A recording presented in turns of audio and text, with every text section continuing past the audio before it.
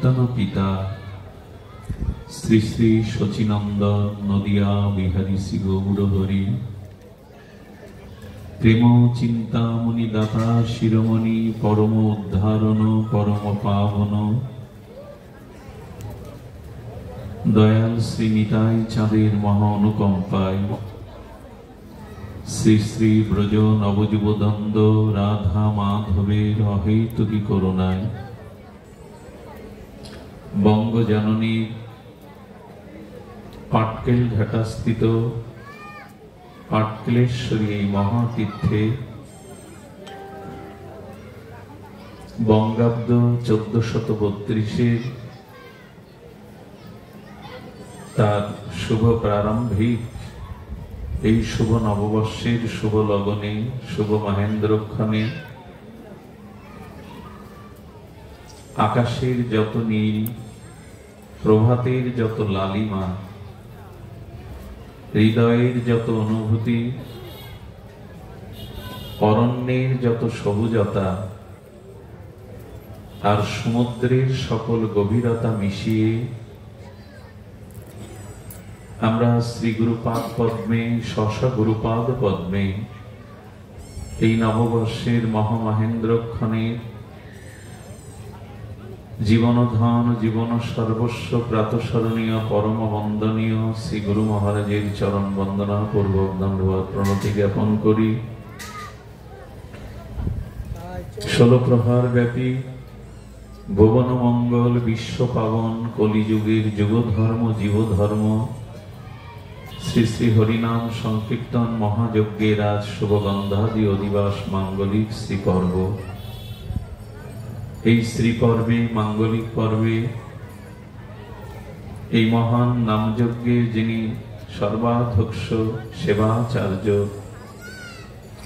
তৎসহ আজ আমাকে অকৃপণ মহাদানের জন্য যিনি ভাগবতীয় প্রেরণা ভাগবতীয় আশীর্বাদ স্বরূপ আমার সম্মুখে উপস্থিত আছেন, তিনি আমার বড় গুরু ভ্রাতা পরম আচার্য ভাগবত আচার্য শুদ্ধ শাস্ত্রীয় ব্যাখ্যাতা শ্রী নারায়ণ কৃষ্ণ দাস মহাশয়। তার করকমলে দণ্ডবত প্রণতি জ্ঞাপন পূর্বক সমাগত গৌড়ীয় আচার্য কুলতিলক ভাগবত আচার্যজন মহন্তজন সন্তজন সাধুজন গুণীজন মান্যজন শ্রদ্ধাশীলা দেবীমূর্তি কল্যাণিয়া মাতৃগণ সকল ভক্ত চরণে সশ্রদ্ধ দণ্ডবত প্রণতি।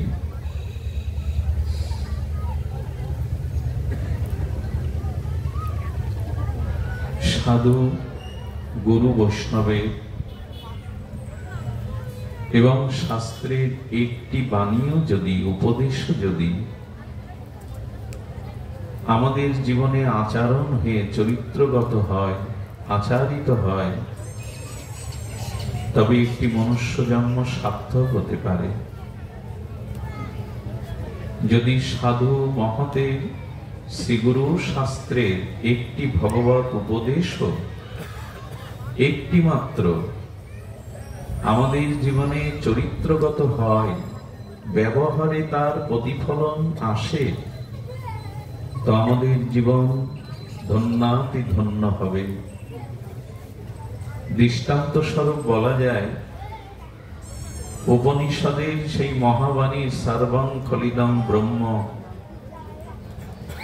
ঈশ্বর সর্বত্র সর্বদা, এই বাণী যদি আমরা এখন আজ এই মুহূর্ত থেকে হৃদয়ে ধারণ করি বিবেক চেতনার দ্বারা আমাদের ব্যবহারিক জীবনের প্রতিফলন ঘটাতে পারি, আপনি কোনোদিন আর পাপ কাজ করতে পারবেন না।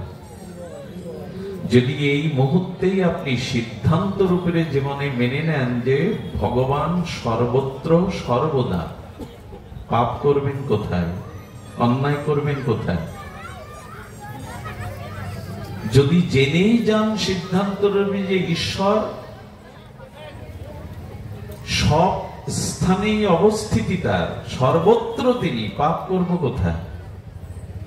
একটি বাণীও যদি শাস্ত্র শ্রীগুরু শ্রী বৈষ্ণবের ভাগবতের একটি বাণীও যদি আমাদের জীবনের প্রতিফলন ঘটে, আমাদের জীবন পরিবর্তন হতে বাধ্য, সুসংস্কার আসতে বাধ্য। জিজ্ঞাসা হলো, একটি বাণীও কি জীবনে প্রতিপালন করলাম, গ্রহণ করলাম? আজ আকাশে বিমানে চড়তে পারি আমরা, মহাকাশে মহাকাশযানেও যেতে পারি, কিন্তু এই ধরিত্রীতে পৃথিবীতে প্রকৃত মানবতা মনুষ্যত্ব বোধ নিয়ে চলতে পারি কজন? আকাশে উড়ে লাভ কি? মহাকাশে গিয়েও কি সার্থকতা যদি সৃষ্টির শ্রেষ্ঠ জীব বিবেক প্রধান হয়ে এই পৃথিবীর বুকে মানুষ হয়ে না চলতে পারি? মহাকাশে যাওয়াটাই কি মহা সার্থকতা? যা মনুষ্যত্ব মানবতা বোধ নিয়ে পৃথিবীতেই চলতে শিখলাম না, আকাশে উড়ে নীল আকাশে অভিযানে গিয়ে কি বা প্রাপ্ত হতে পারে?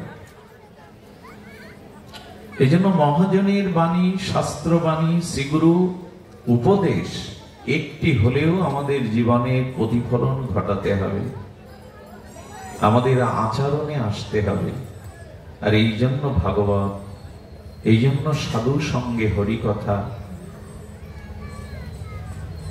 দেখুন, কোন গাভী মা যদি জঙ্গলে চড়তে চড়তে হারিয়ে যায় গভীর জঙ্গলে, সেই গভীর জঙ্গলে যেমন একটি গোমাতা বিচরণ করে, সেখানে হিংস্র বাঘও আছে।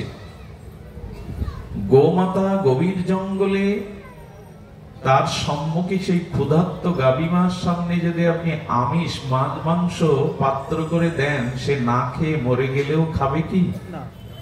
গাভী মা সে কি আমিষ কোন বস্তু বহুদিন ধরে তিনি ঘাস কুটো তৃণাদি ভক্ষণ করেননি, ক্ষুধার্ত এই গাভীটি তার সামনে আমিষ দিলে মাছ মাংস দিলে খাবে? এই জ্ঞান, এই বিবেক, এই চেতনা, এই উপদেশ তাকে কে দিল যে ও মান্যতা দিচ্ছে, মানছে? ক্ষুধার্ত তো, সামনে খাদ্য আছে তো, খাচ্ছে না কেন? আচ্ছা, তৎ বিপরীতে ওই জঙ্গলে যে ব্যাঘ্র আছে, সিংহ আছে, সে যদি বহুদিন শিকার না পেয়ে ক্ষুধার্ত থাকে, তার সামনে ঘাস কোটো দিলে খাবে কি? এই উপদেশ, এই মান্যতা তাকে কে দিল? স্বয়ং স্রষ্টা, স্বয়ং ঈশ্বর তাকে যে স্বভাব দিয়ে পাঠিয়েছেন, সেই স্বভাব সে রক্ষা করছে, পালন করছে। একটি গাভী মা জল তৃণাদি ঘাস কুটোর অভাবে যদি মরেও যায়, তবু আমিষ সে ভক্ষণ করবে। এই উপদেশ ঈশ্বর কর্তৃক, এই বিধি, এই স্বভাব সে পালন করছে। অথচ মানুষ সৃষ্টির শ্রেষ্ঠ জীব হয়েও, বিবেক প্রদান হয়েও, বিচার বুদ্ধি বিবেক প্রদান হয়েও আমার উপরে ঈশ্বরের যে নির্দেশ, সেটা আমি পালন করতে পারছি না। এটা মানব সভ্যতার লজ্জা হওয়ার কথা। পৃথিবীতে সমস্ত প্রাণী তার ঈশ্বর কর্তৃক স্বভাব এবং সংস্কারকে পরিত্যাগ করেনি, শুধু মানুষ। আমাদের চেতনশীল বলা হয়, সৃষ্টির শ্রেষ্ঠ মান্যতা এই মানুষকে দেয়া হয়েছে। সবার উপরে মানুষ সত্য বা শ্রেষ্ঠ, সেই মান্যতার প্রতিফলন আমার ব্যবহারে আছে কি? আপনাদের থাকতে পারে, আমার মতো মাদিস্য জনের নাই। এই জন্য নিবেদন করব যে আসুন আমরা প্রথমেই শাস্ত্র বাণীকে, মহাজন বাণীকে, শ্রীগুরু আজ্ঞাকে, সাধুমুখে হরিকথাকে হলেও জীবনে একটি হলেও তার প্রতিফলন ঘটাতে চেষ্টা করি। অমল পুরাণ, সর্ববেদান্ত সার শ্রীমদ্ ভাগবতের প্রতিটি অক্ষর, প্রতিটি উপদেশ এত বলশালী, এত মহাশক্তিশালী, আপনার জীবনকেই পরিবর্তন করে দিতে পারে। নিঃস্ব, রিক্ত, স্খলিত, পতিত জীবের এই ভগবত বাণী হলো তার জীবন সার্থক করার শ্রেষ্ঠ উপায়। এই জন্য দাদাজি প্রথমেই বলে গেছেন, ভগবানের এই অমৃতময়ী বীর্যবতী তার নাম রূপ লীলা কথা যেন আমরা পান করি, কান দিয়ে শ্রবণ না করি, কর্ণর সাথে সাথে আমরা মন দিয়ে হৃদয় দিয়ে যেন এই হরি কথার অসমৃতকে পান করি। সকলের কাছে এই বিনীত অনুরোধ দেখে আমি একটি শ্লোক উচ্চারণ করেছিলাম ভাগবতে। সেটা হলো কুন্তী দেবীর ভক্তি বা স্তুতি থেকে, নমস্য পুরুষং তদ ঈশ্বরং প্রকৃতে পরম অলক্ষং সর্বভূত অন্তরং বহিরমন্ত্রং। একটা জিনিস বলি, শ্রী ভগবানের বিয়োগে, শ্রী ভগবানের বিরহে আমাদের চিত্তে কোনো ব্যথা জাগে কি?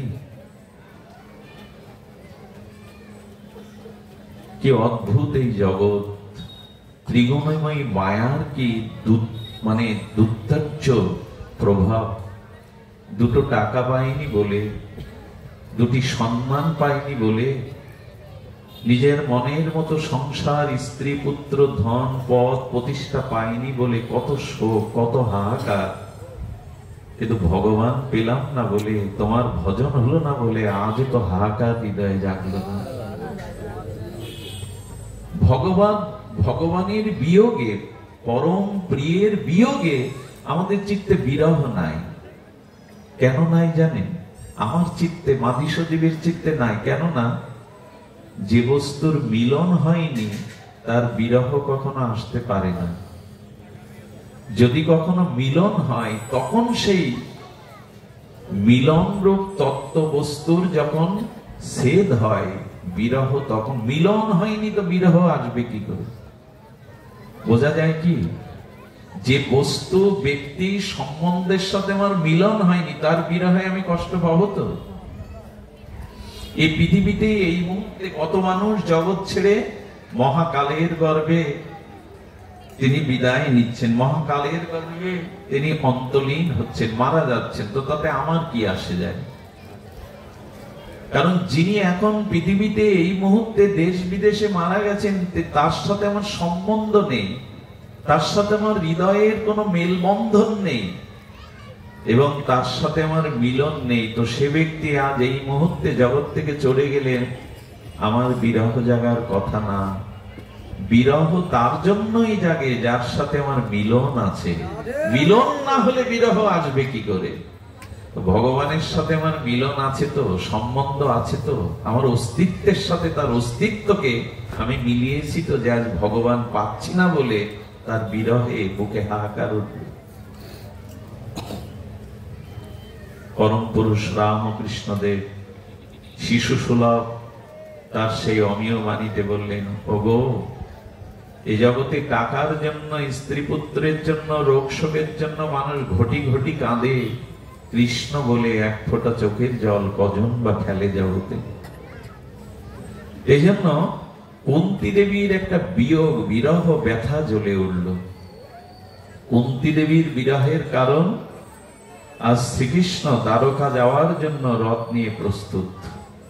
ভগবান আজ হস্তিনাপুর হতে, প্রিয় পাণ্ডবদের সঙ্গ হতে তিনি আজ দ্বারকার উদ্দেশ্যে তার দারুক, তার সারথী রথ নিয়ে প্রস্তুত। গোপনে ফুপিয়ে ফুপিয়ে কাঁদছেন কুন্তী। এই কারণে কাঁদছেন যে পাণ্ডবদের সাথে, কুন্তীর সাথে শ্রীকৃষ্ণের অন্তরের নিবিড়তম প্রগাঢ় সম্বন্ধ, প্রীতি, মিলন। এই জন্য কুন্তী দেবীর চোখ বারবার সজল হয়ে উঠছে বিরহ বেদনায় আত্মীতে।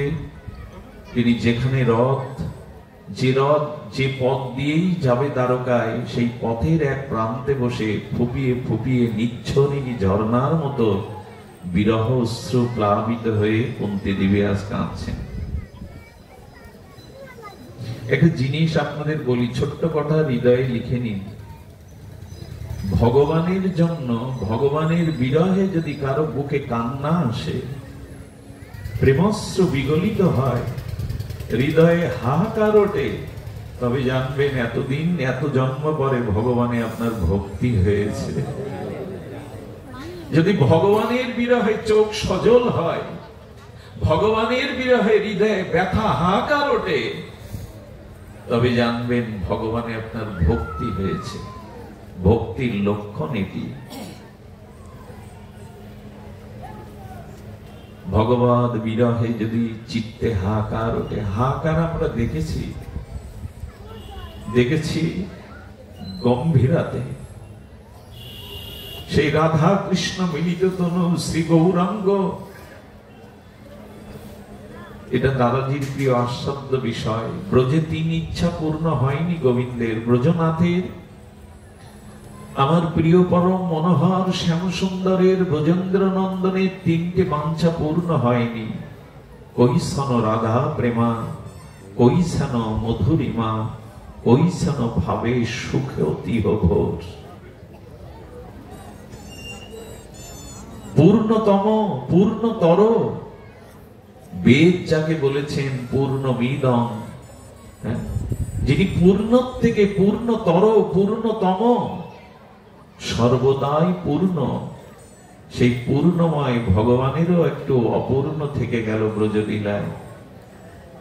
রাধা প্রেম কি রূপ!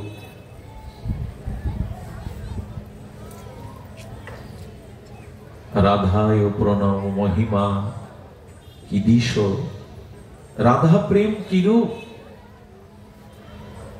আর আশ্রয় তত্ত্বে রাধারানী আমাকে ভালোবেসে, আমার রূপমাধুর্য দর্শন করে, আমাকে সেবা করে কি সুখ আস্বাদন করেছে, এটি আমার অপূর্ণ থাকলো। এমন এই বাঞ্ছা ত্রয়ী পূরণের জন্য তাকে রাধা ভাবকান্তি নিয়ে, রাধা প্রেমকে গুরু করে শচী সিন্ধু গর্ভে উদয় হতে হলো। আর সেই উদয় হয়ে 24 বছরের নবদ্বীপ লীলাকে তিনি সাঙ্গ করে 6 বছর পদব্রজে ভারতবর্ষ পরিভ্রমণ করে ভক্তি ধর্ম প্রচার করে শেষ 18 বছর পুরীধামেই অখণ্ড বাস করলেন। তন্মধ্যে 12 বছর, শেষ 12 বছর তিনি গম্ভীর গাম্ভীরা থেকে আর বের হননি। 1-2 দিন হলে বলা যেত, 12টা বছর তিনি বিরহ, আর তিনি সেই বিরহের বিষম দিনগুলিকে কাটিয়েছেন। সে ব্যাখ্যা করার স্পর্ধা আমার কই, অনুভব আমার কই। শেষ যে রহিল প্রভুর 12 বৎসর, কৃষ্ণের বিরহ স্ফূর্তি হয় নিরন্তর। রাধিকার দশা জয়ীছে উদ্ধব দর্শনে, এই মতো দশা প্রভুর হয় রাত্র দিনে। লঙ্কুবে রক্তগম দন্ত সব হালে, কবু অঙ্গ ক্ষীণ হয়, কবু অঙ্গ ফুলে। সেই গম্ভীর গাম্ভীরার মধ্যে গম্ভীরানাথ শেষ 12টা বছর কিভাবে কাটিয়েছেন চৈতন্য চরিতামৃতে উল্লেখ করেছেন এই মহা অনুভবী গৌর পরিকর তার চৈতন্য চরিতামৃত লেখনী ফলকে। যত রাত গভীর হতো, যত রাত গভীর থেকে গভীরতর হতো, মহাপ্রভু হৃদয়ের সেই মাথুর বিরহের ভাবনার বিরহে উদ্বেলিত হয়ে উঠত। এই যেন পূর্ণিমার চাঁদের সেই নদ নদী সাগরের উচ্ছ্বসিত তরঙ্গ। কৃষ্ণ বিরহের রাধা ভাব কান্তি নিয়ে মহাপ্রভু মাতের বিরহের তরঙ্গ। রায় রামানন্দ স্বরূপ আমাদের কণ্ঠ লগ্ন হয়ে বড় আত্মি নিয়ে বলতেন, স্বরূপ নাহি মোর কৃষ্ণ প্রেমধন, দরিদ্র মোর জীবন, দেহান্দ্রিয় বিদা হইল সব স্বরূপ। আমি দরিদ্র, আমি কাল, আমার কৃষ্ণ প্রেম নাই, আমার দেহ ইন্দ্র বৃথা হলো। যত গভীর রাত হয় প্রভুর শোক তত বাড়ে, বিরহ তত বাড়ে। মাঝে মাঝে প্রাচীরে তিনি মুখ ঘর্ষণ করেন, মাঝে মাঝে কোন এক অজানা আকর্ষণে তিনি প্রাচীর সিংহ দুয়ার ডিঙিয়ে এসে বাইরে পড়েন, গো গো করতে থাকেন।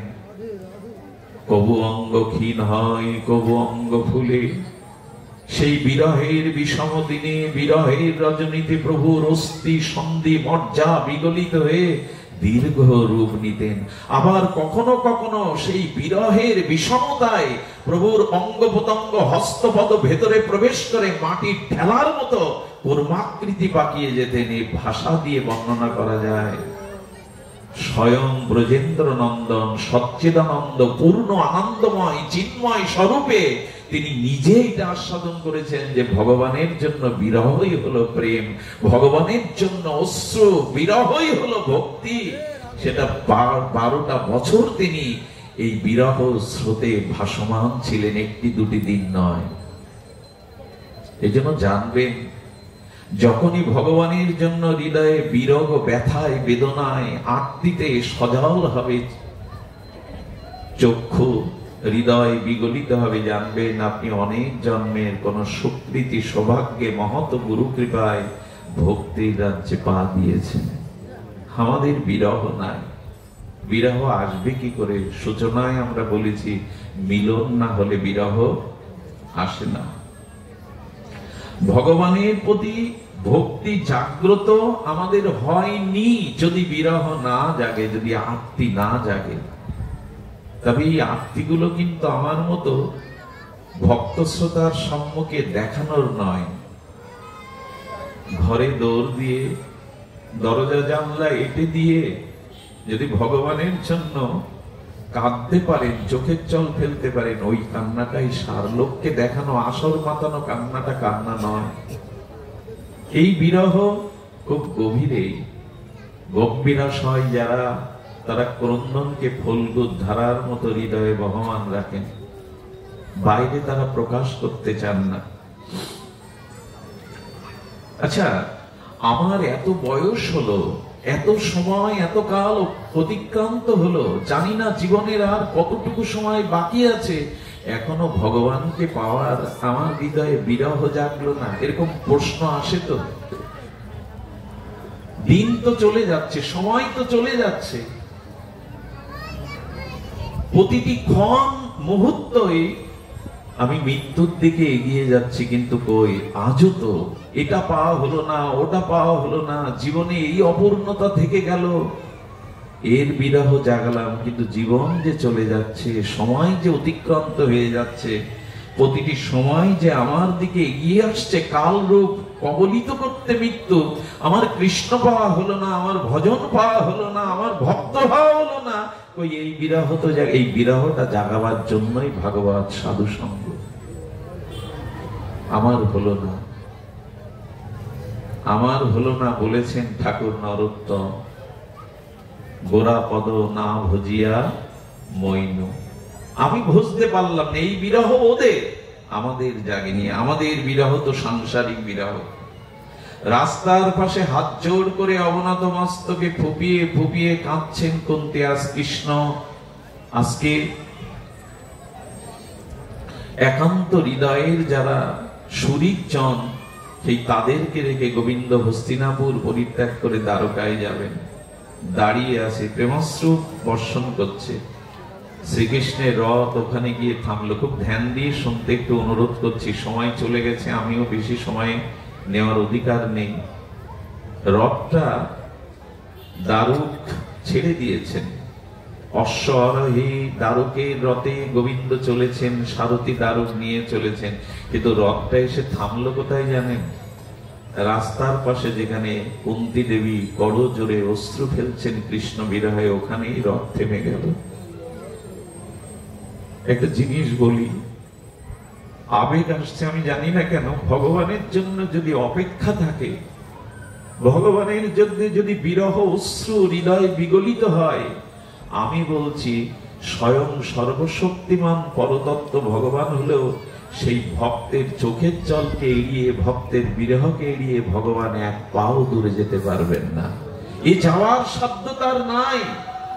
ভক্তের ভক্তি যদি বাধা হয়ে দাঁড়ায়, ভগবান এক পাও যেতে পারবেন না। আমাদের গৌর লীলাতে আমরা দেখি, মহাপ্রভুর জন্য এক ভক্ত বৃন্দাবনে যাবেন প্রভু, তাই পথ রচনা করেছিলেন। মনে মনে প্রভুর বৃন্দাবন যাত্রায় পথ রচনা করেছেন। মণিমুক্তা দিয়ে, ফুলের পাপড়ি দিয়ে, রাস্তার দুই ধারে সবুজ বৃক্ষ রোপণ করে, আর সেখানে জলাশয় দিয়ে, পদ্ম ভ্রমর গুঞ্জন দিয়ে মনে মনে প্রভু এই পথেই যাবে রচনা করেছেন। কানায় নাটশালায় গিয়ে তার পথ রচনা বন্ধ হলো। আর প্রভু সেবার সনাতন গোস্বামীর আদেশে সেই কানায় নাটশালা থেকে ফিরে এলেন, আর যাওয়া হলো না। এর কারণ ব্যাখ্যা করেছেন, মনে মনে যদি কেউ ভগবানকে, গৌর সুন্দরকে ব্রজযাত্রার জন্য পথ রচনা করে, সেই পথে গৌর যাবে তো? আপনি মনে মনে পথ রচনা করলেন, মহাপ্রভু ব্রজে যাবে। উনি মনে মনে পথ খুঁড়েছেন, যে ইট পাথর দিতে গিয়ে চিন্তা করছেন আমার গৌর চরণ কমল যাবে, আমি কেন পাথর দেব? কি করেছে জানেন? মণিমুক্তা দিয়েছে। তারপরে তোর মন প্রসন্ন হচ্ছে না, মণিমুক্তার উপরেই তো প্রভুর চরণ বাজবে, কমল চরণ। তো ফুলের পাপড়ি গুলো দিয়ে চাদর বিছিয়ে দিয়েছে, যাতে প্রভুর চরণে, কমল চরণে ব্যথা না পায়। আচ্ছা, ফুলের পাপড়ি দিতে গিয়ে আবার শক্ত অংশটাকে, কঠিন অংশটাকে বাদ দিয়েছে, যদি এটাও বাজে। প্রভু ব্রজে যাবেন, এটা মানে কেউ কেউ হরিনাম করছে, আর হরিনাম করতে করতে প্রভুর ব্রজযাত্রার পথ রচনা করছে এই অনুরাগে, প্রীতিতে। শুক্লম্বর ব্রহ্মচারী, কি পৌদম্ন মিশ্র কে হবে? শুক্লম্বর ব্রহ্মচারী, নামটা ভুল হতে পারে। তো উনি পদ রচনা করছেন, আর মাঝে মাঝে কি করেছেন? রৌদ্র লাগবে, তাপ লাগবে প্রভুর তপ্ত কাঞ্চন প্রেমাঙ্গে। উনি কি করেছেন? রাস্তার পাশে বনায়ন করেছেন, বনায়ন করে সবুজ বৃক্ষ রূপায়ণ করেছেন, বৃক্ষে কোকিলের কলপুঞ্জম দিয়েছেন। আর কি করেছেন? মাঝে মাঝে পদ্ম প্রস্ফুটিত সরোবর, কল্লার ফুল ফুটিয়েছেন, ভ্রমরের গুঞ্জম দিয়েছেন। কিন্তু পথটা রচনা হলো বৃন্দাবনে নয়, এই বিহারের কানায় নাটশালা পর্যন্ত। আমার গৌর ওখানে গিয়ে থেমে গেলেন, কারণ ভক্তের প্রেমের পথ যে পর্যন্ত রচনা, আমার প্রেমময় ভগবান সেই পথেই যাবেন, সেই পর্যন্তই যাবেন। আচ্ছা, মনে মনে পথ রচনা হলো, গৌর ওই পথে গেলেন না, জগতের কোন ভৌগোলিক পথে গেলেন? জগতের কোন পথেই তো যাচ্ছেন, বিহার হয়ে, নাটশালা হয়ে। কিন্তু মহাপ্রভু যখন ব্রজযাত্রায় প্রথম পদবিন্যাস করছেন, তখন মনে মনে শুক্লম্বর ব্রহ্মচারীকে বলছেন, আমি তোমার প্রেমের পথেই আজ পা দিলাম। ওখানে যেমন মনে মনে পদ রচনা করা, এখানে মনে মনে হৃদয়ে ভগবান বললেন, তোমার পথেই আমি যাচ্ছি। এই জন্য ভক্ত যেখানে প্রেম ও ভক্তিতে দাঁড়িয়ে ভগবানের উপেক্ষা করার ক্ষমতা নেই, ভক্তের চোখের জলকে, বিরহকে এড়িয়ে সেখান থেকে চলে যাবে। কুন্তী দেবীর সামনে এসে রথ থেমে গেল। যেখানে রথ থামলো, সঙ্গে সঙ্গে গোবিন্দই নির্দেশ দিয়েছিলেন, দারুক এখানে রথ স্থাপন করো, আর যেও না। শ্রীকৃষ্ণ নিজে নেমে এসেছেন, অনবরত প্রেমাস্ত্র বর্ষণ হচ্ছে। ভগবান কে দেখে কুন্তী দেবী কৃষ্ণকে জড়িয়ে ধরে শুধু হৃদয়ের আত্মীতে দরদ মাখানো কণ্ঠে একটি কথা বলল, আমাকে ছেড়ে যাচ্ছ, আমাকে ছেড়ে চলে যাচ্ছ। কোনই এখানে খুব বেশি ভাষার প্রয়োজন নেই, আমাদের ছেড়ে চলে যাচ্ছ কৃষ্ণ। এই একটি কথায় ভগবানের যেন হৃদয়ে তীরের মতো বিঁধে গেল। নীরব কৃষ্ণ তখনই একটি স্তুতি করেছিলেন, একটি 16 কুন্তী স্তুতি ভাগবতের একটি পরম বিষয়। সেই স্তুতিটা হলো এই নমস্য পুরুষং তৎ আদ্য ঈশ্বরং প্রকৃতে পরম অলক্ষণং সর্বভূত আত্মার অন্তর বহির অন্তরম। তিনি স্তুতিতে বলেছিলেন, কুন্তীর স্তুতি সাধারণ নয়, কাঁদছেন তিনি, হৃদয়ে তার বিরহ বেদনা, চোখে প্রেমাশ্রু বিগলিত হচ্ছে। তবু শ্লোকটি, স্তুতিটি কি করছেন শুনুন। বন্দনা করছেন, বৈষ্ণবগণ এমনি করেই স্তুতি করেন ভগবানের। প্রভু তুমি অন্তরে বাহিরে জগতে সর্বস্ব, তুমি পরম পুরুষ। এই পৃথিবীর অনু পরমাণুতে অন্তরে বাহিরে শুধু আত্মরূপ, আত্মা পরমাত্মা স্বরূপ তোমারই অস্তিত্বই বিদ্যমান। এ আমি জানি, তুমি সবখানে সব হৃদয়ে আছো। তবু কুন্তী দেবী এটি জানার পরেও তিনি সেই বিরহ আরতিতে ক্রন্দন করছেন, আমি জানি সর্বত্র তুমি। যেমন আমাদের ভাগবত সপ্তম বৃহস্পতির শিষ্য, অন্যতম বুদ্ধি সত্তম আমাদের উদ্ধবজিকে গোবিন্দ যখন ব্রজে পাঠিয়েছিলেন, তিনি জ্ঞান বিচারে নন্দ বাবাকে সারা রাত ধরে উপদেশ দিয়েছিলেন। কৃষ্ণ পুরুষোত্তম, কৃষ্ণ স্বয়ং ভগবান, কৃষ্ণ আত্মারূপে সব জীব হৃদয়ে বিরাজ করেন। আপনি কেন শুধু কৃষ্ণ কৃষ্ণ বলে কাঁদছেন, ছেলে ছেলে বলে কাঁদছেন? কৃষ্ণ পরম পুরুষ, শ্রীকৃষ্ণ পরম পুরুষ, সর্ব হৃদয়ে তার অবস্থিতি, সর্ব হৃদয়ে তার বাস।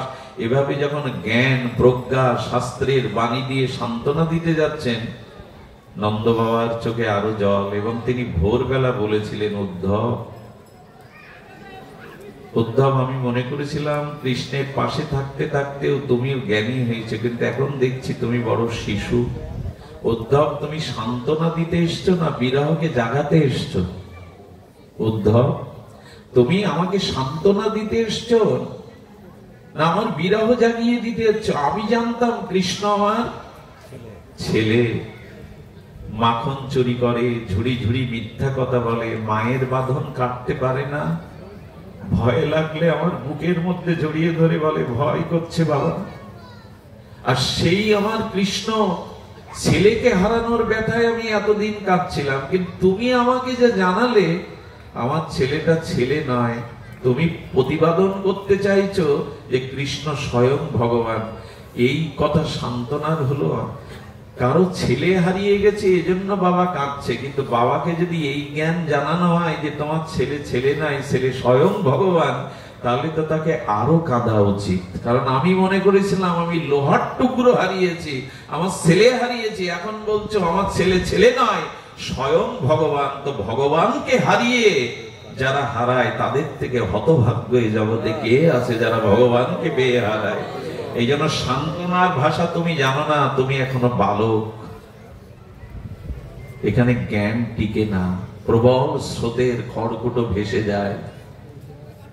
এই জন্য কুন্তী দেবী জানতেন তিনি সর্বজ্ঞ, সর্বদা তার বিরাজিত ভগবান, কিন্তু তবু সেই স্বয়ং ভগবান হয়ে পাণ্ডবদের জন্য তিনি যা করেছেন, দেখুন ভগবানের সাথে সম্বন্ধটা করুন।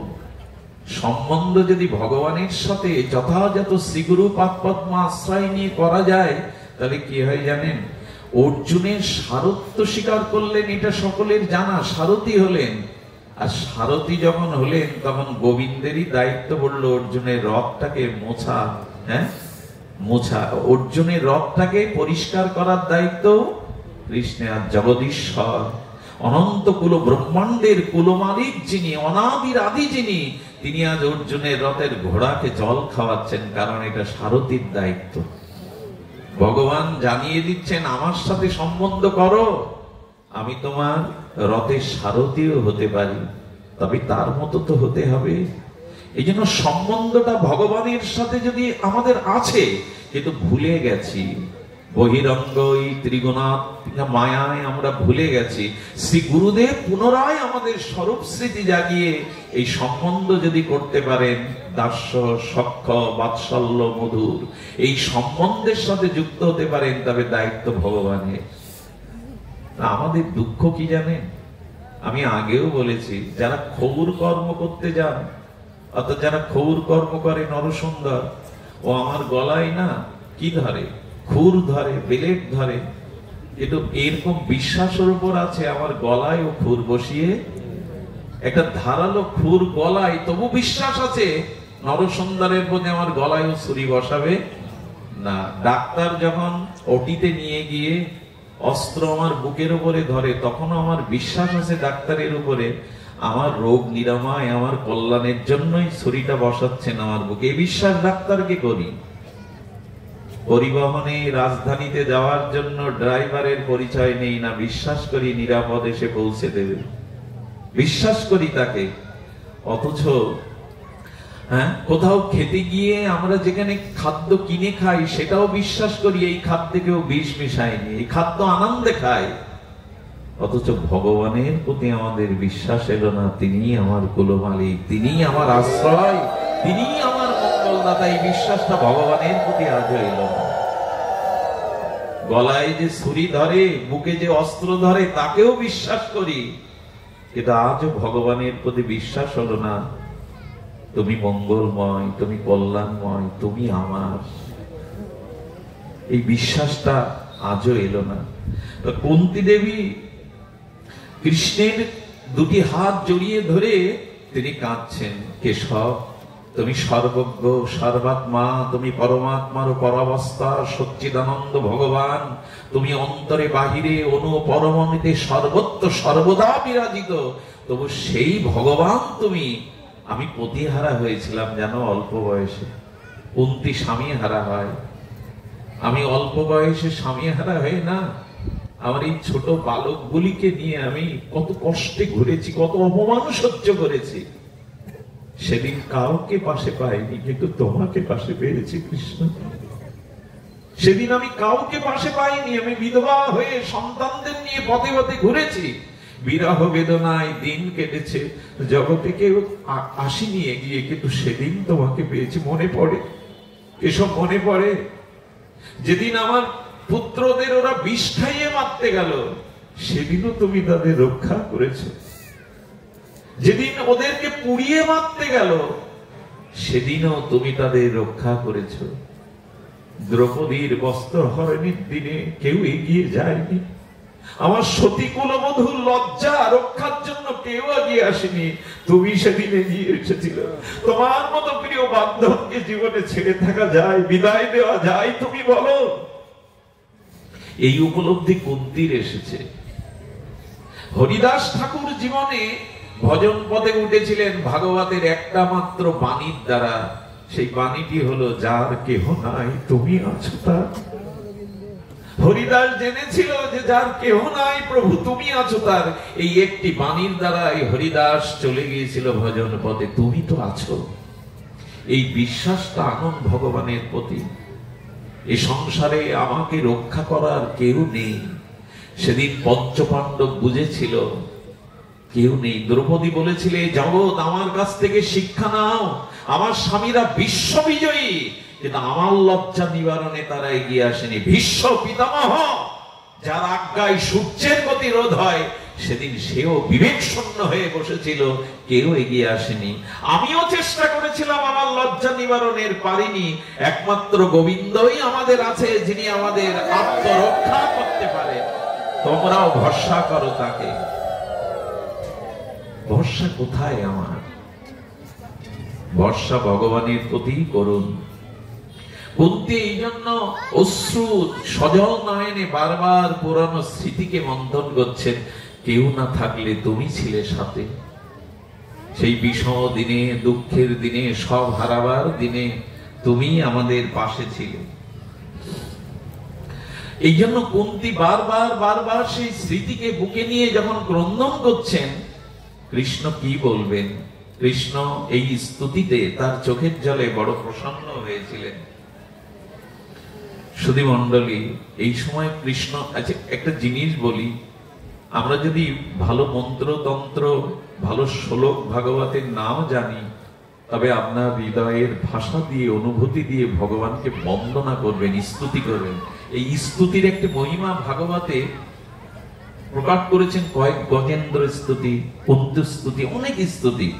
স্তুতি বা বন্দনা কেন জানেন? ভগবানের যদি স্তুতি বা বন্দনা করেন, আপনার বন্ধন মুক্ত হয়ে যাবে, বন্ধন কেটে যাবে। এই জন্য ভগবানকে মন্দিরে গিয়ে না, ঠাকুর ঘরে নিয়ে গিয়ে তাকে স্তুতি করতে হয়। এই বন্দনার দ্বারা আমাদের বন্ধন মুক্ত হয়।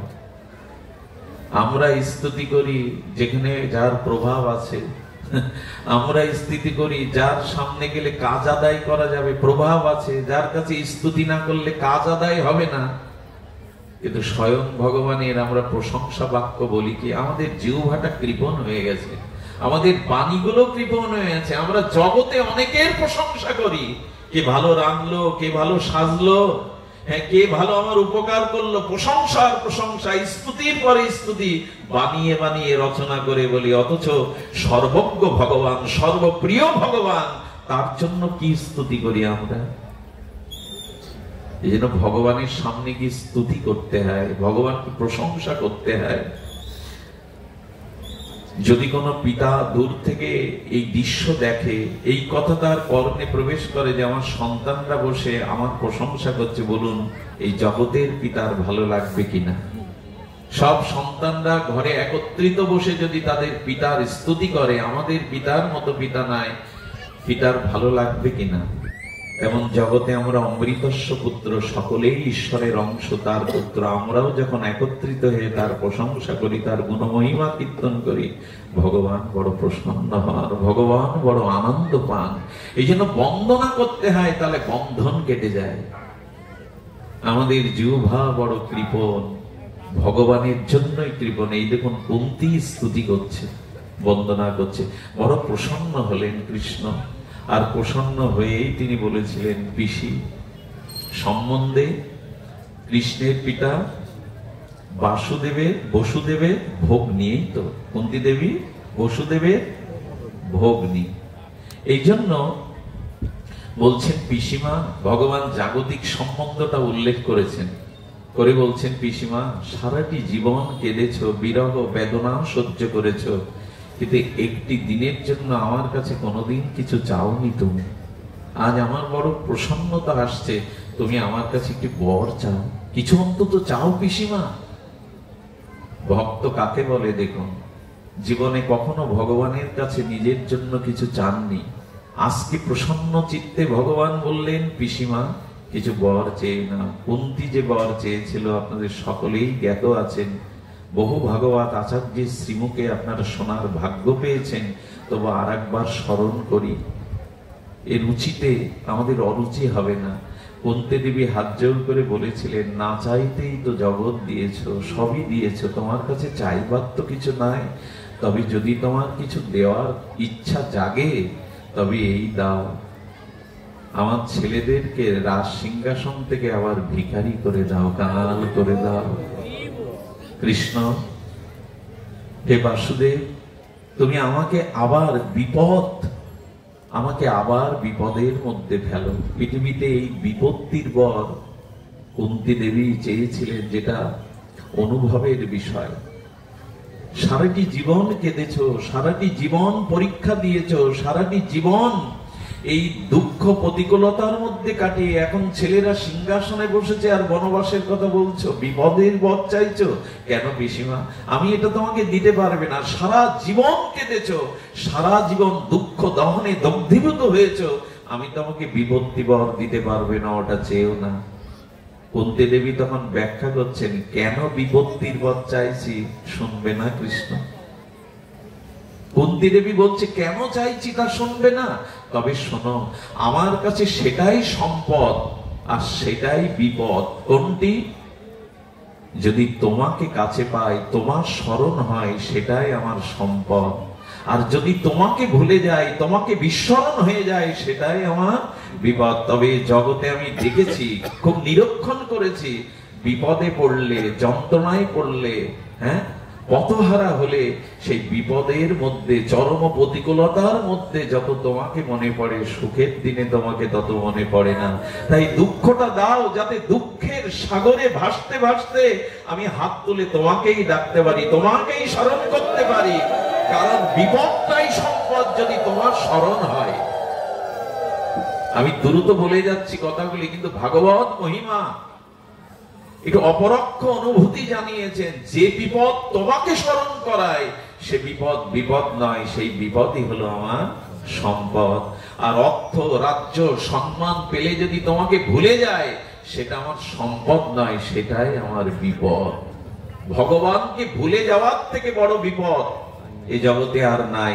ভগবানকে স্মরণ করার নামই হলো প্রকৃত সম্পদ। কিছু মনে নেবেন না। এই জন্য ভক্তরা চিরকাল দুঃখ চায়। মার্মিক ভক্তরা, প্রেমিক ভক্তরা, তারা দুঃখকে কেন চায় জানেন? একটা জিনিস বলি, পাপ পুণ্যের দ্বারা আমাদের দুঃখ এবং সুখ আসে। পাপের দ্বারা দুঃখ আসে, পুণ্যের দ্বারা সুখ আসে।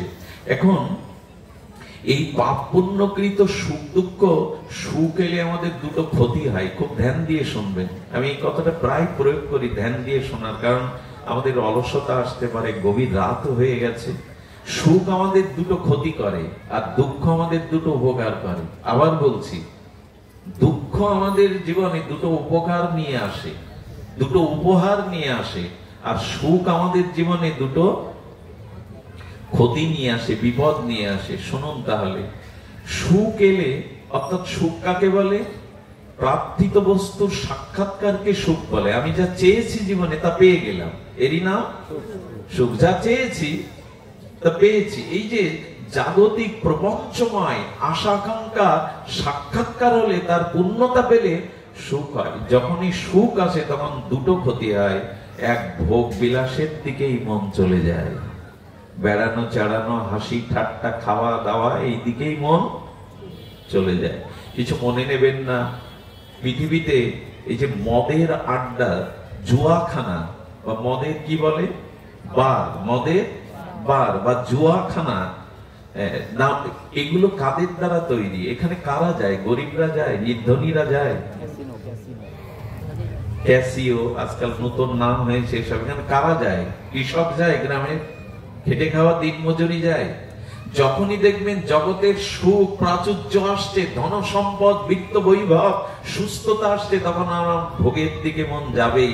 যদি কারো না যায়, ভোগ সামগ্রী সমাহার জীবনে এসে জুটলে যদি ভোগের দিকে মন না যায়, তবে জানবেন গোবিন্দ আপনার বিবেক টেনে ধরে আছেন, গোবিন্দ স্বয়ং ভার নিয়েছেন, এই জন্য ওই পথে যায়নি। অথচ ধন এলে, সম্পদ এলে, প্রাচুর্য এলে, পদ প্রতিষ্ঠা এলে ভোগের দিকে তার মন যাবেই। যদি না যায়, জানবেন ভগবানের বিশেষ কৃপা আপনার উপরে। সকলের যায়, এটা জগতের নিয়ম। কান টানলে যেমন মাথা আসে, ঐশ্বর্য, ভোগ, প্রতিপত্তি, সম্মান, পদমর্যাদা, এগুলি আসলেই মানুষের ভোগের দিকে মন চলে যাবে। যার যায় না, বারবার বলছি, তার উপর ভগবানের বিশেষ কৃপা আছে, এই জন্য যায়নি। কিন্তু এর সংখ্যা খুব কম। আপনাদের মনে আছে নহুষ একবার দেবরাজ ইন্দ্রের পদে বসেছিলেন স্বর্গে। দেবরাজ ইন্দ্র স্বর্গে, রাজা যদি রাজ্যে না থাকে প্রজারা উচ্ছন্ন যায় কিনা, আইন শৃঙ্খলা ভেঙে পড়ে কিনা, ঠিক সেই মুহূর্তে দেবতারা মিলে এই প্রভাবশালী নহুষকে ইন্দ্র পদ দিয়ে দিল। দেবরাজ ইন্দ্রের পদ কি সাধারণ? সেই দেবরাজ ইন্দ্রের পদে বসলো কে? নহুষ। বসে বেশ কিছুদিন ইন্দ্র পদ উপভোগ করতে লাগলো। এরপর বারবার বাম দিকে তাকায়। মায়েরা বা স্ত্রীরা স্বামীর কোন পাশে থাকে? ডানি না বাঁয়ে? বলছে আমি ইন্দ্র হয়েছে, কিন্তু ইন্দ্রাণী নেই যে। এই দেখুন, দেবতার পদ পেয়েও তার লক্ষ্য গেছে আমার পাশে তো ইন্দ্রাণী নেই। আমি তো ইন্দ্র পদে, ইন্দ্র একটা পদ, ইন্দ্রাণী নেই। কি বলবো আপনাদের, দেবরাজ ইন্দ্রের মতো এই পদে বসেও তার লক্ষ্য গেল দেবরাজ ইন্দ্র যিনি ছিলেন পূর্বে, তার স্ত্রী শচী দেবীর দিকে। শচী দেবী যেমন সতী ছিলেন, তেমনি সুন্দরীও ছিলেন, ওর দিকে দৃষ্টি গেল। তার মানে কি হলো, এই দেখুন পদ পেলে, সুখ পেলে, বিপদ কোনটা? তখন ভোগের দিকে মন চলে গেল। বারবার বলছেন আমার পাশে ইন্দ্রাণী কই?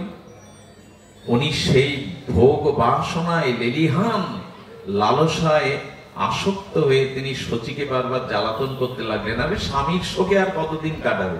ইন্দ্র আর ফিরবে না, তুমি আমার পাশে ইন্দ্রাণী হয়ে বসো। শচী ছিলেন সতী। এই সতীত্বই নারীদের অন্যতম শ্রেষ্ঠ ধর্ম। আমি বেশি সময় নেব না, কিন্তু বলবো এইটুকুই, আমাদের সুধামার স্ত্রীর নাম ছিল সুশীলা। কি নাম ছিল? সুশীলা। সুশীলা শব্দের অর্থ কি? সুমানে সুন্দর, সুমানে, আর শীল মানে স্বভাব বা আচরণ। যার আচরণ সুন্দর তিনি হলেন সুশীলা। কোন নারীর আচরণ সুন্দর? যিনি পতি ছাড়া অন্য কোন পুরুষে মনোনিবেশ করেন না। কখন করেন না? সুশীলাকে 20 বছরে একটা শাড়ি কিনে দিতে পারেনি সুদামা। কয় বছরে? 3-4 জায়গায় ছেঁড়া তালি দিয়ে, ঘোমটা দিয়ে থাকতেন। সন্তানদের মুখে অন্ন প্রতিদিন দিতে পারতেন না। কিন্তু এই সুশীলা জীবনে কখনো স্বামীর দিকে আঙুল তুলেনি যে তোমার হাতে পড়ে, তোমার সঙ্গী হয়ে আমার জীবন নষ্ট হয়ে গেল। আজকের যদি আমরা এই প্রেক্ষাপটে ভাবি, ভাবা যাবে তো? স্বামীকে পতি পরম জ্ঞান করে খোটা দেয়নি কখন? আচ্ছা চিন্তা করতে পারেন, কৃষ্ণ দেবকীর কাছে আসবে না তো কার কাছে আসবে? বিয়ের পরে যে স্বামীর সাথে কারাগারে বাস করলো, 6-6টা সন্তান আসতে মেরে ফেললো স্বামীর সামনে, সেই বসুদেবকে কখনো দেবকী আঙুল তুলেনি। তুমি অপদার্থ স্বামী, তুমি তোমার সন্তানকে বাঁচাতে পারোনি, আমাকে সুখ দিতে পারোনি, আমি তোমার জন্য কারাগারে, একথা একবারও তুলেনি। আজকের এই প্রশ্ন উঠছে, অনুরোধ করব, স্বামীকে, বেদকে সাক্ষী করে যাকে পেয়েছো তাকে নিয়েই যদি জীবনটা কাটাতে পারো, তবে এই জগতে সুখ না পেলেও পরকালে তোমার জন্য সুখের সম্ভার গোবিন্দই রচনা করবে। এই পতিব্রতা ধর্মের কারণে পরকালে ভগবান তোমার জন্য আসন তৈরি করে রাখবেন।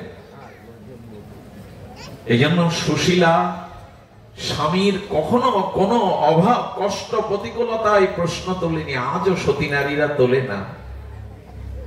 না। সতীজন, এই জন্য কি বলবো, সুশীলা আগেকার নাম গুরুদেব আচার নামকরণ হতো, কিছু অপরাধ নেবেন না। সুশীলা মানে স্বভাব, শীল মানে আচরণ। আচ্ছা, আজকাল নামের সাথে মিল নেই, জানেন, কিছু মনে করবেন না। কারণ নাম শান্তি দেবী, মা তোমাদের বলছি না, এখানে একজন তোমাদের কিন্তু বলছি না, ক্ষমা করো, শান্তি দেবী। কিন্তু তার কারণে আশেপাশের তল্লাটে কেউ ভালো থাকতে পারে না, অথচ নাম শান্তি দেবী। তার তল্লাটে ওই আশেপাশের বাড়ি ঘর কেউ তোমাদের, একদমও তোমাদের বলছি না, তোমরা এমন নও। কারণ নাম গঙ্গা, কি নাম, তার দুয়ারে এক গ্লাস জলও কেউ কোনোদিন পাইনি, অথচ গঙ্গা দেবী তার নাম। এই জন্য বর্তমান নামের সাথে আমাদের ব্যবহারের অমিল আছে। নামটা শ্রী গুরুদেবের কাছ থেকেই রাখতে হয়, আচার্যের কাছ থেকে রাখতে হয়। আজকাল তো নাম রাখা না বলাই ভালো। কোথায় কোথার থেকে জেনে জেনে সিরিয়াল বলুন, কোন ভূমিকা বলুন, এরকম নাম রাখা ঠিক নয়।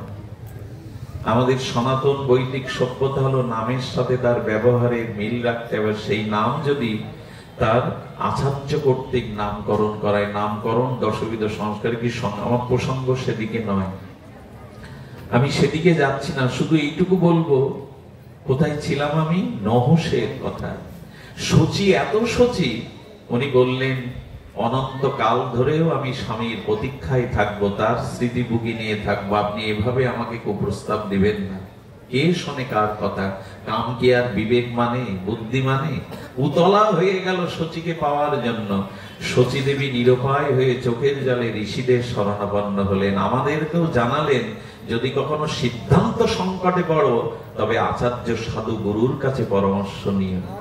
জীবনে কখনো যদি কোনো সংকটে পড়ো, শ্রেষ্ঠজন, সাধুজন, মহৎজন, গুরুজনের কাছ থেকে সমাধান নিয়ে। তারাই লোকের ব্যথায় ব্যথিত হতে জানে।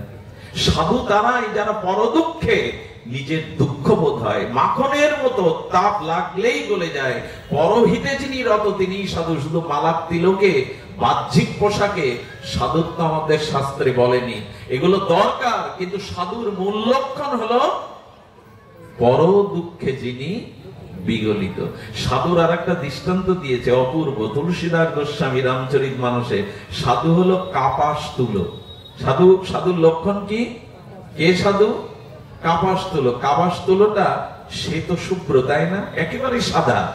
তেমন সাধুর হৃদয়টা হবে এরকম শুভ্র, কোনো মলিনতা সাধুর হৃদয়ে থাকবে না।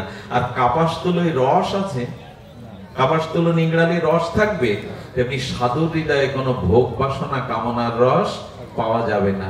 তুলো বড় হালকা, তিনি কোনো বন্ধনে আবদ্ধ না হয়ে তিনি বিচরণ করেন। আরেকটি লক্ষণ আছে, ওই কাপাস তুলো দিয়ে প্রথমে সুতো তৈরি হয়। সুতো কি করে জানেন? সুসের ছিদ্রের মধ্যে প্রবেশ করে ও ছিদ্রটা ঢেকে দেয়। সাধুর লক্ষণ কেমন জানেন? সাধুর লক্ষণ অন্যের দোষটাকে যে ঢেকে দিতে পারে, অন্যের দোষকে আলোচনা করে, সমালোচনা করে, অন্যকে ছোট না করে অন্যের দোষটাকে যে ঢেকে দিতে পারে, তারই নাম সাধু। যেমন ওই কাপাস তুলো সুতো হয়ে সুচের ছিদ্রটা ঢেকে দেয়। আমরা দেই তো, বরঞ্চ সাধু সমাজ আজ পথভ্রান্তি নেমে এসে সাধুরা এক জায়গায় হলে অন্য সাধুরা রেহাই নেই। দুই সাধু গেছে এক রাজার দরবারে পাঠ করতে। রাজা তো বুদ্ধিমান না হলে রাজা হতে পারে না। রাজা বলতে, এদের দুজনের একটু মেপে দেখি তো। এক সাধু স্নানে গেছেন, আর এক সাধুকে বলছেন, উনি যে স্নানে গেছেন উনি আপনার থেকে বড় পণ্ডিত বুঝি, আপনি ওনার শিষ্য বুঝি। বলে, বলছেন কি, উনি তো ঘোড়া।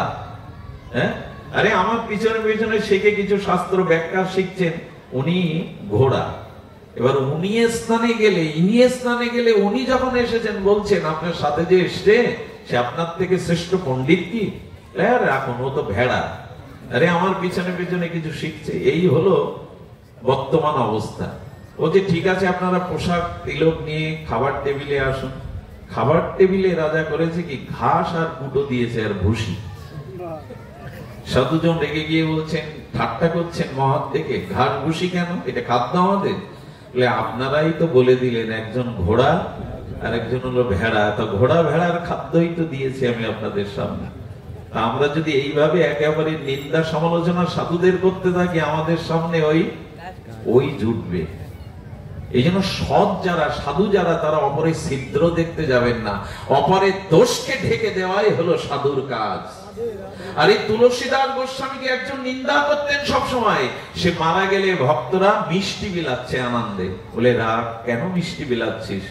বলে আপনার যে সমালোচনা করতো সে মারা গেছে, আপনাকে কত বলেছি বলুন আমরা শাসন করি, আপনি করতে দিতেন না। সঙ্গে সঙ্গে তুলসীদাসের কাঁদতে বসেছেন, ওরে মিষ্টি রেখে দে। আপনি কাঁদছেন? বলে হ্যাঁ রে, আমার এই জামা কাপড় ময়লা হলে ধোপারা যেমন বাড়ি দিয়ে সোডা দিয়ে পাউডার দিয়ে কেচে দিত, ও প্রতিদিন সমালোচনা করে করে আমার হৃদয়টা সাবধান করে দিত, আমার মধ্যে এই দোষ নেই তো, আজ আমার পরিষ্কার করার মানুষটি চলে গেল তাই আমি কাঁদছি। আজ আমার পরিষ্কার করার এভাবে ভাবতে পারি তো আমরা। এই হলো সাধু। আর কাপাস তুলো দিয়ে সুতো তৈরি হয় কি হয়? কাপড় তৈরি হয়। কাপড় কি ঢাকে? মানুষের লজ্জাকে ঢেকে দেয়। যে অপরের লজ্জাকে ঢেকে দিয়ে যাকে মর্যাদা দান করতে পারে, পিছিয়ে যাওয়া মানুষকে এগিয়ে এনে মর্যাদা দিতে পারে, ইনি সাধু। তুলসীদাস উল্লেখ করেছেন রামচরিত কাপাস, সাধু হলো কাপাসের মতো। তো উনি সাধুর কাছে গেছেন, ঋষি মুনির কাছে গিয়ে বললেন, ঋষিবর আমার সতীত্বকে রক্ষা করুন। আমি বোঝাতে চাইছিলাম সুখ আসলে দুটো ক্ষতি হয়, সেই দুটো ক্ষতির এক ভোগের দিকে দৃষ্টি দেয়, এর থেকে বড় দৃষ্টান্ত নাই যে দেবরাজ ইন্দ্রের পথ পেল, পরস্ত্রী সতীর শচীর দিকে তার দৃষ্টি গেল। শচী তখন বললেন আমি আপনার হতে পারি কিন্তু একটা শর্ত। এই দেখুন সাধুরা কি পরামর্শ দিল, মহতেরা পরামর্শ দিল, সপ্ত ঋষির স্কন্ধে পালকিতে চড়ে যদি আপনি আমাকে নিতে আসতে পারেন আমার ভবনে, আমি আপনার হব। বুঝতে পারছেন? সপ্ত ঋষির পালকিতে উঠে আপনাকে আসতে হবে আমাকে নিতে। সপ্ত ঋষিরা জপে ছিলেন, অত্রি, পুলস্ত, বশিষ্ঠ, ভৃগু। দাদা যেমন মুখস্থ করতে পারে, আমার তো মুখস্থ শক্তি নাই। এরকম সপ্ত ঋষিদের গিয়ে বলছেন, এই বুড়োর দল, এই দেখুন সুখ এলে কি হয়, পদ প্রতিষ্ঠা এলে কি হয়, ঋষিদের কি বলছেন এই বুড়োর দল, আরে বসে বসে ধ্যান করছো কি, চলো পালকি নাও, আমাকে নিয়ে শচী আনতে যেতে হবে। মানুষের জীবনে তখনই সর্বনাশ পতন আসে যখন সে মহৎকে অবজ্ঞা করে কথা বলে। যখন কোন সাধু শ্রেষ্ঠকে কেউ অবজ্ঞা করে, জানবেন তার আয়ু, শ্রী, যশ, সৌভাগ্য, ধর্ম নষ্ট হতে বসেছে। জীবনে আর যাই করুন, ভগবত চরণে কোটি অপরাধ করুন, কিন্তু কোন শ্রেষ্ঠ মহতের চরণে অবজ্ঞা করবেন না, মর্যাদা লঙ্ঘন করবেন না, আপনাকে বাঁচাতে ব্রহ্মাও পারবে না। কোন মহৎকে অবজ্ঞা করবেন না। ঋষিরা ধ্যানস্থ ছিলেন, বললেন আহাম্মক, মনে মনে বললেন আহাম্মক। ঋষিদের বলছে বুড়োর দল ওঠো। পালকিতে উঠলেন, পালকিতে উঠলেন, ঋষিরা বলল দৌড় দেখি। সপ্ত ঋষির কাঁধে পালকিতে চড়ে যাচ্ছেন, শুনুন কি অবস্থা শুকেলে হয়।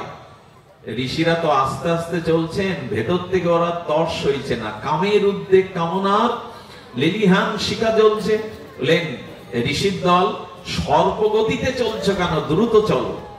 যেই সর্বশব্দ উচ্চারণ করেছে সেই অগস্ত্য ঋষি ওর দিকে তাকেই বলছেন, মূর্খ, মূঢ়, সর্বশব্দ উচ্চারণ করলেই তো যা এই মুহূর্তে পৃথিবীতে অজগর সাপ হয়ে জন্ম নেয়।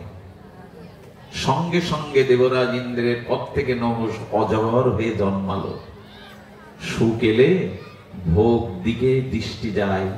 আর কি হয় জানেন? দ্বিতীয় ক্ষতি হয়, সুখ সম্ভার অনুকূল পরিস্থিতি থাকলে মানুষ ভগবানকে স্মরণ করতে ভুলে যায়। এই হলো সুখের দুটো ক্ষতি। আর দুঃখ, বিপদের দুটো উপকার। প্রথমত, দুঃখ এলে বিপদ এলে সব থেকে বড় উপকার হলো ভগবানের কথা তখন মনে পড়বে। প্রভু তুমি ছাড়া কেহ নাই। ঘা খেতে খেতে, আঘাত পেতে পেতে নিরুপায় হয়ে তখন সেই ঈশ্বরের দিকে হাত তোলে, তুমি ছাড়া যে কেউ নাই। আর দ্বিতীয় কল্যাণ হয় ভোগের দিকে তার দৃষ্টি। একজন না স্ত্রীর কানে ছিঁড়েও জোয়া খেলতে যায়, এরকম নেশা হয়ে গেছে, কিন্তু একদিন আর যায়নি, উঠানে বসে কাঁদছে যেদিন তার ছোট মেয়েটা মারা গেল।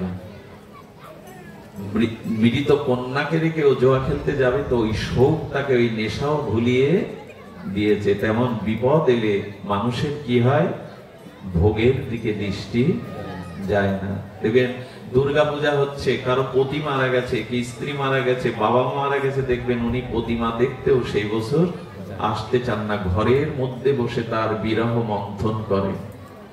ওই হুল্লোড়, লাইট, প্যান্ডেল, এটা তার ভালো লাগে না, কারণ তার হৃদয়ে বিরহ আছে। এই জন্য নিবেদন করব, আমি সময় নেব না, পাঠটা আরো আগে শুরু করলে ভালো হতো।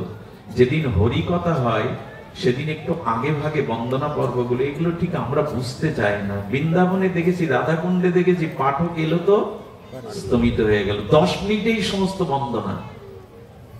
আমি অবশ্য গৌর গোপাল সম্প্রদায় যিনি ইনি কীর্তন করছেন, ওনার কাছে অনুরোধও করেছি যাতে কষ্ট না পান, কোন বৈষ্ণব অপরাধ দাদা আমার কারণে আপনি একটু সংক্ষিপ্ত করুন। উনিও ছাড় রেখেছেন, তবু উনি যাওয়ার বেলা একটা কথা বলে গেলেন যে পেটের ক্ষুধা আর মনের ক্ষুধা এক নয়, পেটের খিদা মরলেও ওনার সময় দেওয়া উচিত ছিল, ওনারা এসছেন কীর্তনিয়া হয়ে। এই জন্য যেদিন অধিবাস কমিটির কাছে বারবার আমরা এটা নিবেদন করি, যেদিন অধিবাস সময় মতো করুন। সময় মতো করলে, আজ দূর দূরান্ত থেকে অনেক মায়েরা আসছে, তারা ফিরে যাবে। আমি জানি এখান থেকে 50 কিলোমিটার দূরের অনেক মহিলা আসছে এখানে পাঠ শুনতে, তারা ফিরে যাবে এই রাত্রে।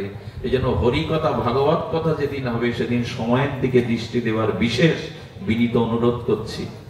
সুধীজন, আমার আলোচনাকে আমি দীর্ঘায়িত না করে এইটুকু বলবো, এই জন্য প্রতিকূল অবস্থা কুন্তী বর চেয়ে নিলেন। কুন্তীকে বলেছিলেন আমি এ বর তোমায় দিতে পারবো না, দেন উনি কৃষ্ণ। দ্বিতীয় বর নিতে বললেন, আরেক কিছু চাও। এই বরটা বলেই আমি বিশ্রাম রাজ্যে, কতটি বড় মার্মিক কথা। কুন্তী দেবী বললেন, তবে দাও, তবে দাও কৃষ্ণ, এই বর দাও। সেই বর হলো এই সংসারে, প্রপঞ্চ সংসারে, এই মায়ার সংসারে স্ত্রী পুত্র আমার বলে যারা আছে, তাদের প্রতি যেন আমি মমতা শূন্য হতে পারি, তাদের প্রতি যেন আমার মমতা না থাকে, মমতা যেন তোমার চরণেই থাকে। কত বড় চাওয়া প্রভু, এই সংসারে অন্য কারো প্রতি আমার আসক্তি, মমতার বন্ধন যেন কেটে যায়। যদি কোনো মমতা থাকে তবে তোমার চরণেই যেন সেই মমতা সমার্পিত হয়। আরে মমতা আজকে যদি আমরা নাও কাটাই, কাটবে তো একদিন। মমতা কোথায় থাকবে? যেদিন মারা যাব সেদিন আর মমতা কোথায় থাকবে? মমতার বন্ধন তো একদিন ছিন্ন হবে, মমতা চিরদিনের থাকবে না। শ্মশানে যদি আমাকে এখন শয়ন করান, আমার মাথায় বালিশ নেই, পালঙ্ক নেই, প্রশ্ন করবেন তো বিল্লমঙ্গল, আমার বিবেকের কাছে তোমাকে খাট দেয়নি কেন, মাথায় বালিশ দেয়নি কেন? বলে শবনম শয়নম শ্মশানম, যেখানে সবকে মাটিতে শোয়ানো হয় তার নাম এখানে। তোমাকে, আচ্ছা তোমার যে টিভি, ফ্রিজ, তোমার যে আলমারি, তোমার যে যা কিছু আসবাবপত্র দেয়নি, ওগুলো দেয়নি, একটা মাটির কলসি দিয়েছে, তাও ওরা ভেঙে থুয়ে চলে যাবে। আচ্ছা তোমার হাতে 4-5টা আংটি ছিল সোনার হীরার, ওগুলো বলো ওগুলো ওরা খুলে রেখে দিয়েছে, ওগুলো আমার সাথে দিয়েছে। ওই পচা বালিশ, ছেঁড়া কাঁথা, দুর্গন্ধ কাপড়গুলো, ওগুলো তার ব্যবহার করবে না, কিন্তু আংটি খুলে রেখে দিয়েছে। আচ্ছা তোমাকে ওরা কিছু খেতে দেবে না, এখন তুমি শুয়ে রয়েছো, সংসারে উপার্জন করে কত খেতে দেবে না? বলে খেতে দেবে না, তবে মুখে এখন একটা জিনিস দেবে, প্রিয়জনের আগুন তুলে দেবে। এই দেখুন বাস্তবতা। এখনই যদি আপনি আমি মারা যাই, শ্মশানে এই প্রশ্নের সম্মুখীন আপনাকে হতে হবে, এই পরিস্থিতি আপনার সম্মুখে এখনই আসবে। এখন যদি আমি মারা যাই, দেহ রক্ষা করি, মুখে আগুন দেবে। আচ্ছা তারপরে বলছেন, দেখো তোমার শয্যা বলো আগুনের সাথে, আমার যে সহধর্মিনী ছিল, শয্যা সঙ্গিনী ছিল, সে আজ আমার শয্যায় আসবে না, কিন্তু আগুনের সাথে আজ আমার শয্যা সঙ্গিনী হতে হবে। আচ্ছা নাতি নাতনিদের মুখ না দেখলে তুমি থাকতে পারতে না, আত্মীয়র বাড়িতে গিয়ে চলে আসতে ছুটে, তারা কোথায়? আমার বুকে তারা আসতে চাইছিল, কিন্তু আজ আমার বুকে, মৃত বুকে, লাশের বুকে ওদের আর আসতে দেবে না। আচ্ছা, তো ওদের তোমার কাছে তোমার যে অর্থগুলো, ব্যাংক ব্যালেন্স গুলো, ওগুলো অন্যের নামে করে নেবে, জমি জমা গুলো তফসিল অফিসে গিয়ে নাম পরিবর্তন করিয়ে নেবে।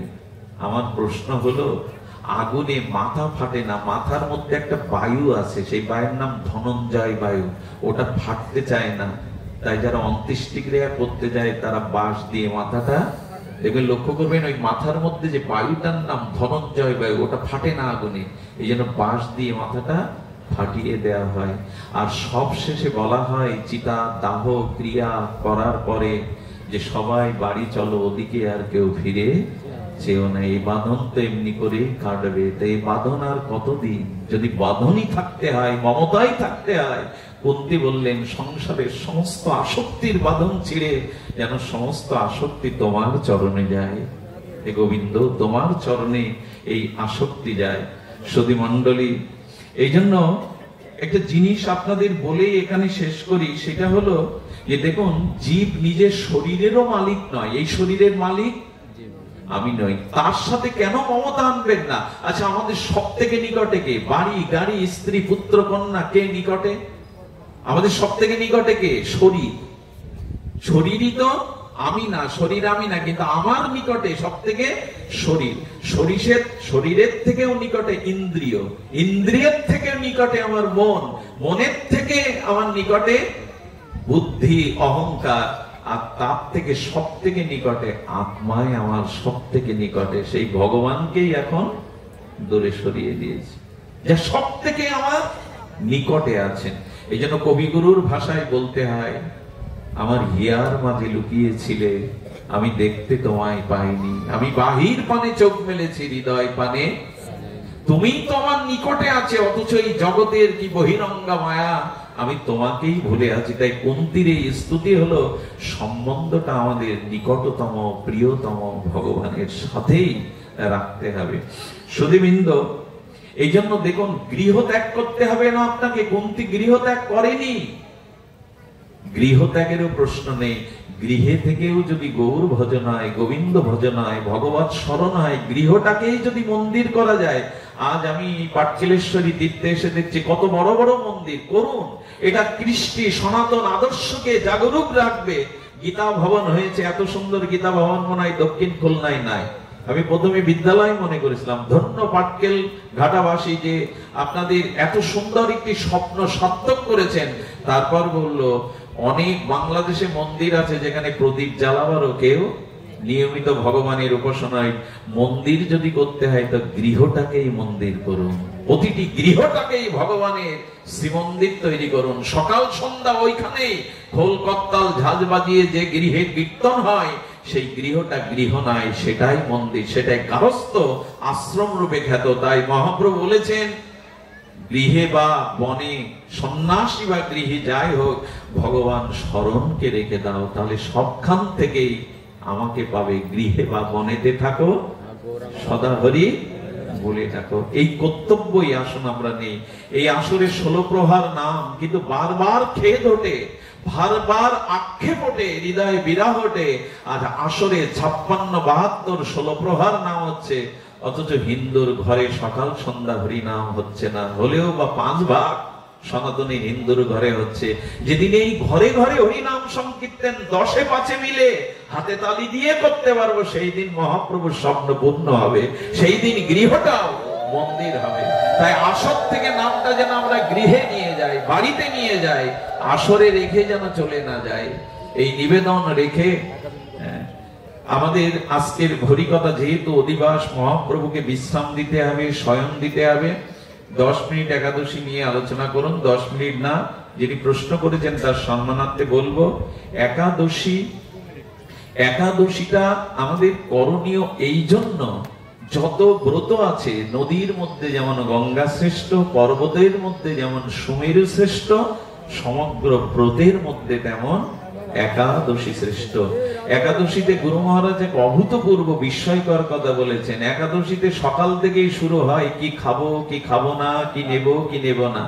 একাদশীর মূল বিষয়টা হলো একাদশী। এইটা ভাবা যে পৃথিবীতে আমি একাই কেবল দোষী, আর কারো দোষ পৃথিবীতে কারণ, এই ভাবনাটাই একাদশী, যে আমি একাই কেবল দোষী, পৃথিবীতে আর কারো নিজের দোষটা অন্বেষণ করায়। একাদশী মানে ইন্দ্রগুলিকে সংযত করা। একাদশী মানে একাদশ ইন্দ্রকে ভগবানের নিকটে গমন করানো, তার ধ্যান চিন্তা অনুধ্যান, তার নাম জপ এগুলি করা হলো একাদশী। একাদশী মানে না খেয়ে থাকা নয়। যে কাঙাল, যে ভিখারি একাদশীর দিন ভিক্ষা করেও কিছু জোটাতে পারেনি, না খেয়ে আছে, তার একাদশী হবে তো? এটার নাম একাদশী না। একাদশী হলো ভগবানের নিকটে বাস করা, তার শরণ মননে বাস করা। একাদশী মানে একাদশ ইন্দ্রকে সংযত, বহির্মুখ থেকে অন্তর্মুখী গোবিন্দমুখী করা। আজ এইটুকু। এই যজ্ঞ ধন্য হোক, এই যজ্ঞ সফল হোক, আপনাদের শুভাগমন। আমরা কৃতজ্ঞতা